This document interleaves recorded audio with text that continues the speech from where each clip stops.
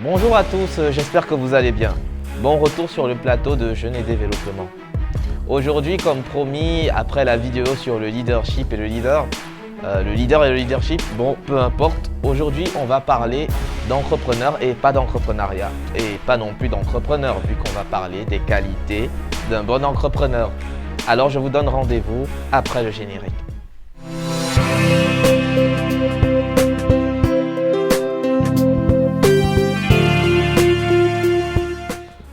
Donc, comme dit tout à l'heure, il y a déjà une vidéo qui a été publiée le mois dernier qui traitait du leadership et du leader. Je vous invite à aller voir cette vidéo pour mieux comprendre les mots et les actions que nous allons arborer aujourd'hui. Aujourd'hui, on va parler de l'entrepreneur, plus précisément des qualités à avoir pour un bon entrepreneur.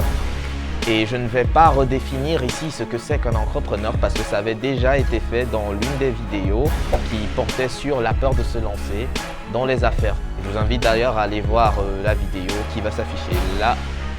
Ah ouais, voilà, qui va s'afficher là. Voilà. Donc allez-y, jetez un coup d'œil, elle est très édifiante cette vidéo. Le rôle ou le boulot d'un entrepreneur, c'est de changer le monde. Et pour ça, il va profiter de toutes les ouvertures qui s'offrent à lui.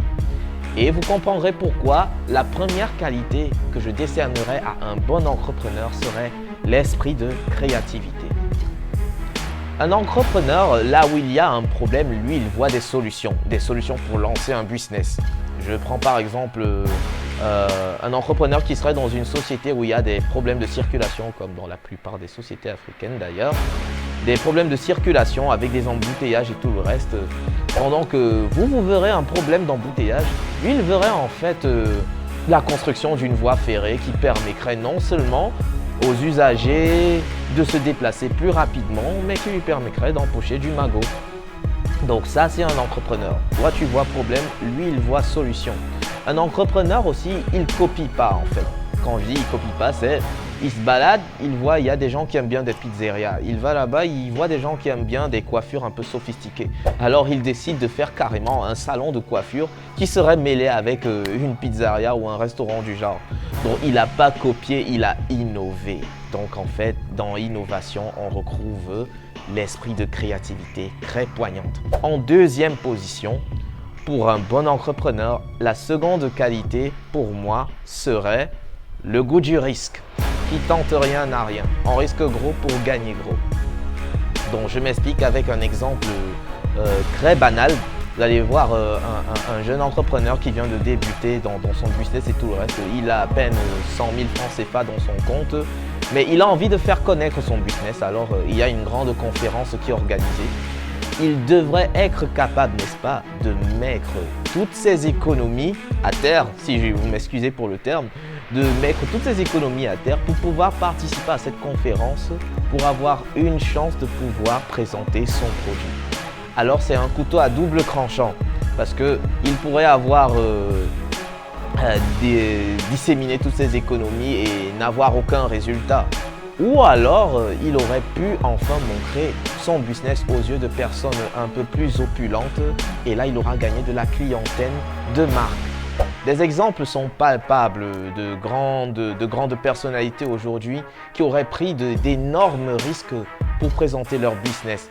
Je peux prendre l'exemple le plus connu du monde, on va dire Bill Gates, qui aurait pu continuer ses études à Harvard, avoir un bon boulot, ressortir avec un très bon diplôme, mais il a préféré laisser tout ça et se lancer dans son business et aujourd'hui il est un des hommes les plus riches au monde, sinon le plus riche. Alors c'est ça le goût du risque, où on essaye, où on reste là et on n'évolue pas.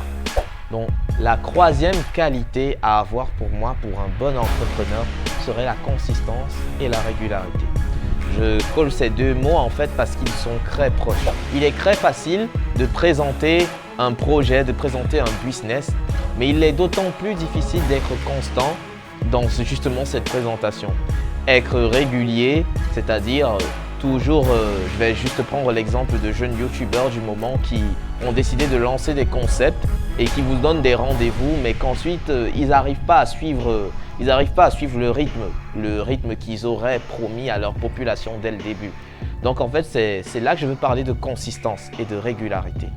Un bon entrepreneur devrait être consistant, régulier, pour toujours répondre à l'appel de ses anciens, mais aussi de ses nouveaux associés ou même alors clients, de sa clientèle en fait.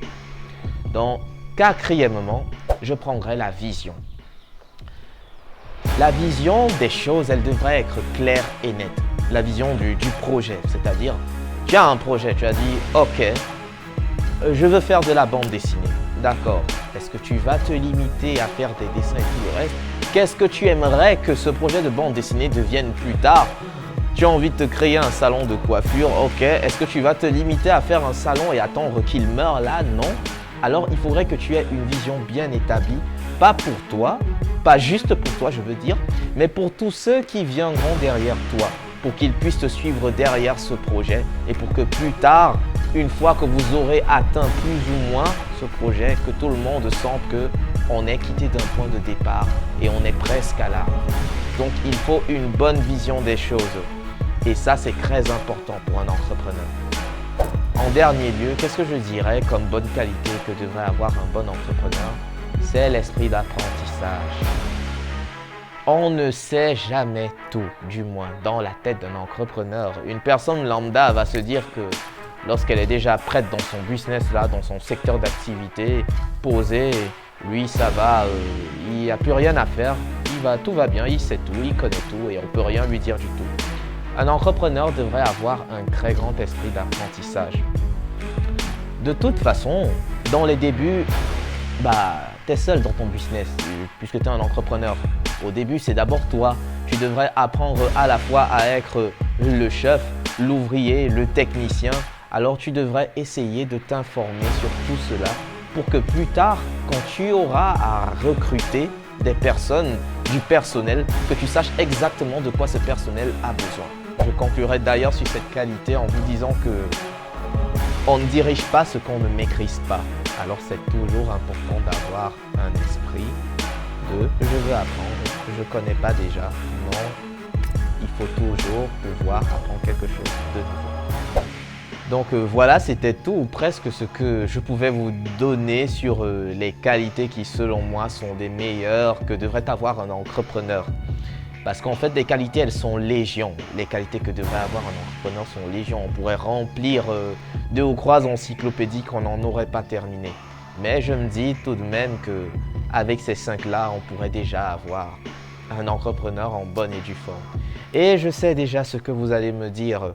Vous allez me dire, mais l'entrepreneur, c'est pas si loin du leader dont tu as parlé dans la dernière vidéo et tout le reste.